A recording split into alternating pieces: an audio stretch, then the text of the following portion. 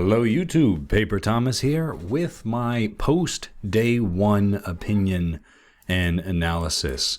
You can see I already got my Fashionscape on peak. This is going to be a follow-up video to my league's preparation video just to see where I've deviated, if anywhere, and any takeaways I would have from the choices that I've made. So in the first day, I was able to obtain tier 5 before calling it a night. I played a lot longer than I intended to with a lot less sleep than I needed. You can see that compared to my video, my relics are exactly as I said that I would do. And all in all, I am happy with the decisions that I've made. I'm gonna start with the relics, because that's the thing that applies to everybody first. I started with Animal Wrangler. I do feel like this was a good decision, but between this and Power Miner, which you do see I have taken with Reloaded, I think Power Miner might have a little bit more power, which is what people already assumed going into it. I just knew I wanted Animal Wrangler. I didn't have to worry about food, and then Impling, Catching, and Piro for like clues and just niche items like Snape Grass makes it just a lot easier. So I went with Animal Wrangler. I do not regret as my first pick, as I was never worried about food compared to my buddies who picked Power Miner, and they did struggle a little bit in that regard when they pursued combat related activities. Friendly Forester is amazing, absolutely beautiful. You can, like we talked about, reserve your Herblore training for tier 7 with either Pocket Kingdom or Overgrown, but you can see I've played for over a day, and I'm up to tier 5, and which means it's probably going to be another day of full grinding before hitting tier 7. So for the average player, that's probably going to take them several days to get to that point, and the whole while your Herblore level is just lacking. So Friendly Forester is amazing because every interaction you have will grant you some herbs. So you can see right here, I've been fishing for a little bit. We can check. And you can see I have all these herbs. Guam, Marantil, 28 Ranar, 30 Snapdragon, 21 Torstal. So Herblore is non-issue for me. And then in addition to that, for this relic, 90% of secondaries are not consumed, which means the one Snapgrass that I got from a young Impling lasted me, it was like 12 prayer potions before it finally gave out.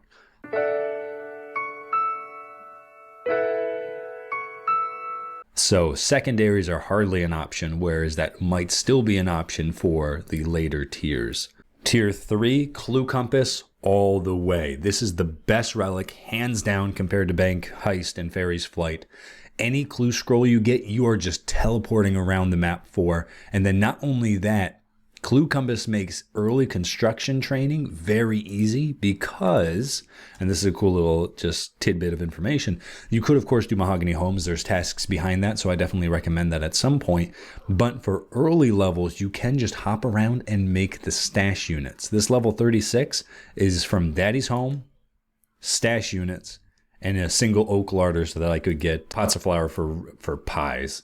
So Clue Compass all the way, no doubt, do it. And then I also realized a meta for me, because I wanted to go to Mauritania with the for Barrows. Originally, I was expecting that I had to wait until the Grimoire for it to be efficient, so I could just teleport to Barrows. The Clue Compass, you can get clue steps that put you very close to Barrows, to include the strange old man on top of Barrows from a hard clue. So if you can get those and you hold on to that clue, then you can just teleport to it, and Barrows is a cakewalk. And then of course, Clue Compass allows you to teleport to the Master Stash unit right beside the Barrows chest. So Clue Compass all the way. Cross out Bank Heist, cross out Fairy's Flight, ignore those. For Clue Compass, if anybody needs a bank, I've been using W for Draenor Village Miss Schism, because even though Shiloh Village is closer, this one I don't have to scroll and find. I just press W and I get a teleport. If you need a fairy ring, you can also go to the Enchanted Valley. Unfortunately, this one does not have a hotkey, so you will have to scroll to find it, but then there's a fairy ring very close by. This is my only grievance with the Clue Compass, is that there are so many teleports not hotkeyed because there are so many. You can see all these are grayed out, just taking up teleportation space that I will not be unlocking, which I think is a big oversight for Clue Compass. So that's something I hope JX does address at some point. Reloaded, like I already said, I went back for Power Miner. It was between this and Dodgy Deals, but I'm so glad I went Power Miner because it made getting up to high mining levels very easy, very convenient, very fun, honestly, just because of how quick it all is, the fact that the ores do not deplete. And then this also, if you're not going for a money-making relic, smithing allows you to make plate bodies of the various tiers, and then you can elk those to get quick points. So I definitely recommend that. And then tier 5, oh my god, I could just talk the whole video about tier 5. As much as I want to do Treasure Arbiter, because doing Treasure Arbiter with the different regions that complement Clue Hunters, like Kandarin, for example, that would be so much fun. That'd just be you flying around getting third age, I'm sure. But Slayer Master has just been amazing because the fact that I already hinted at before, the moment I got tier 5 was when I started doing combat.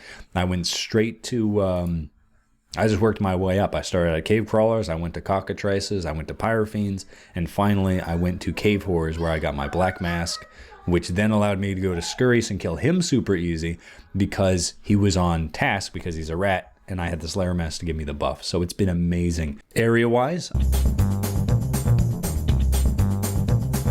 I've also done as I said I would with Mauritania first, Fremnik second, and I'm on my way to unlocking my 5th and final place, which is again going to be the desert at current trajectory. Mauritania was definitely a little bit tricky starting out because what you can do is a little bit limited. It opens up some of the early tasks, so it makes it so getting your next areas fairly easy. Like the gives you an allotment patch. Just entering a lot of the places in, like Port Phasmati, Mostly Harmless, Harmony Island.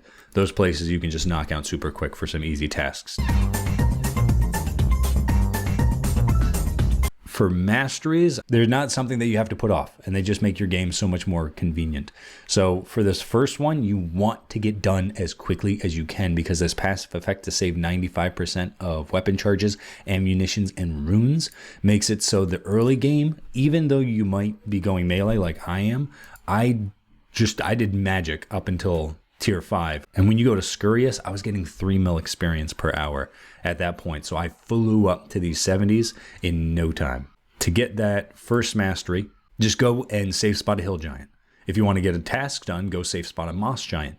You got that done, and now you can go to Audrey in Varrock, buy just 5 death runes, and that's going to last you 100 casts. The amount of casts you get from 5 runes is incredible. Next, defeat 10 monsters with a combat level of 100 or more.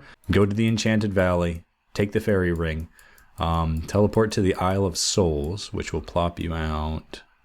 Where are we at? Right here. He'll pop you out right here. Run down into the Isle of Souls dungeon, just go straight around that way. And then there's blue dragons you can safe spot. You need to kill 10 of those. Go with water spells. Dragons are weak to water. And you just safe spot them, blast out 10 of them, hold the dragon bones, and go to Mauritania. Use that on the Ectofunctus, and you're going to have protection prayers right then and there, in addition to your second mastery. The third mastery I got from waiting until I got tier 5 for a Slayer, and then I just trained up Slayer to 55, killed my Cave Horde to get my Black Mask, got that one, and then lastly I went and killed Scurrius and got the 4th one. The next one I'm going for is combat level 100, and you can see I'm very close. So that's probably what you guys want to do for your first 5. You can then kill Jad, then you can look towards some of the Echo bosses, and if you're more confident, then you can go to kill Zuck. Everybody's going to be able to kill Zuck during leagues. Just make sure that you're prepared. Look up a guide for it. And as long as you have high mastery in one of your spots, then you'll be perfectly fine. I will say a word of caution. If you do plan on going for all 10 combat mastery points, make sure you have your roadmap as to how you want to approach Zuck. Because, for example, I'm going to have 6 melee and ideally 3 range before I go to Zuck. Then that 10th point is going to go into Magic 1 just so I can buff that up in case I ever want to do, I don't know, whatever. If you're going into a route that you don't plan on developing, then that's going to make that encounter that much harder down the line. It's going to be very nice early game, but it is going to set you up for a little bit of difficulty down the line. So I'd rather have it flipped. I'd rather have it a little bit more difficult now and then have it very easy later on. And then for some people, if you just don't think you're ever going to be going and killing Zuck, or maybe even going and killing all 3 Echo bosses, have your plan for what you're going to do if you're at 9 kills or 9 points or even 8 points. I definitely think everybody should take advantage of being able to fight Zuck on leagues. But if it's a throwaway point, then it's not something you really have to be too concerned about. Last thing is I just want to quickly go down my task list.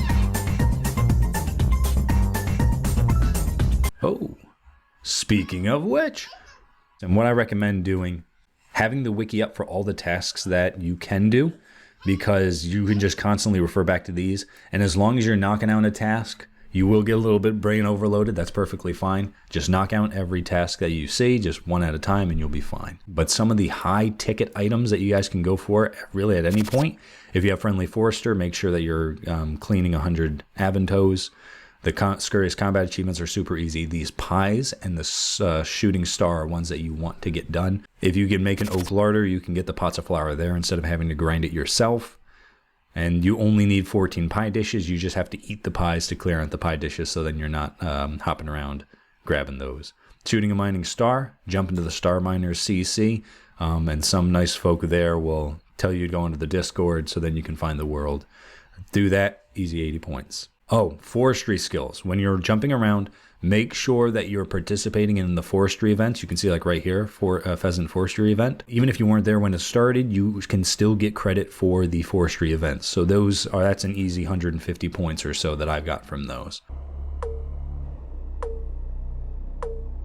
This was just a synopsis of the day one, how I went about it, because I like to think I got a nice little distance. So hopefully, if anybody hasn't gotten this far yet and you're still on Relic Tier 3 or thinking about what you want to do for Relic Tier 3 and so on, hopefully this is giving you a little bit of what my opinion on all of that is. We'll be here again next week, and we'll give it another analysis to see how we compare from there to now, any regrets, any praises that I have from then to now. So if you've made it this far, thank you very much. I'm enjoying League so much. I hope you are too. And happy scaping.